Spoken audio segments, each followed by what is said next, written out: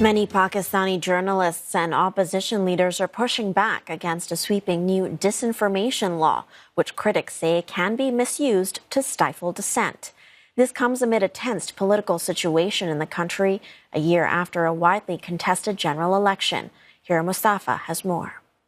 The adoption of the new disinformation law this week has sparked widespread protests across the country, with the media rights groups warning that the legislation poses a serious threat of freedom of expression for all Pakistanis. They allege anyone who criticizes the government could face action, with the law allowing for a maximum punishment of 3 years in jail. The law can target anyone intentionally spreading disinformation that can create fear, panic disorder, or unrest.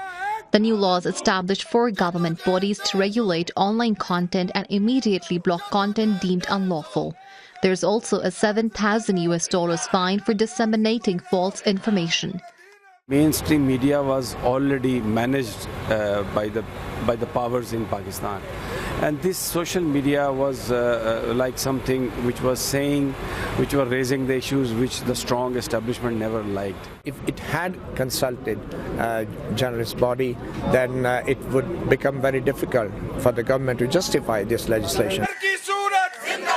Social media platforms must now also register with the government authority, which holds the power to refuse or revoke a company's registration. Decisions taken by the country's social media tribunal can only be challenged in the country's Supreme Court. The legislation also expands the definition of unlawful content to include information found to be false, harmful, and damaging to the reputation of individuals, including judges, military personnel, and lawmakers. Former Prime Minister Imran Khan, who was in jail on corruption charges he denies, and his party are warning the law will be used to target their workers. According to this law, the accused has no right to appeal, which is a violation of the right to free trial. So it is a very dangerous law. Pakistani authorities have for a while now faced increased criticism online from civilians and opponents over last year's election that may alleged was rigged and an escalating cost of living crisis.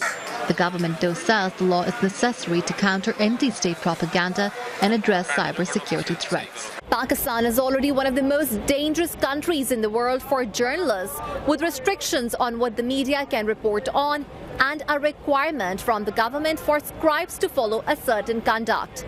In the past, those stepping out of line have faced criminal cases and even been sent to prison on charges of sedition.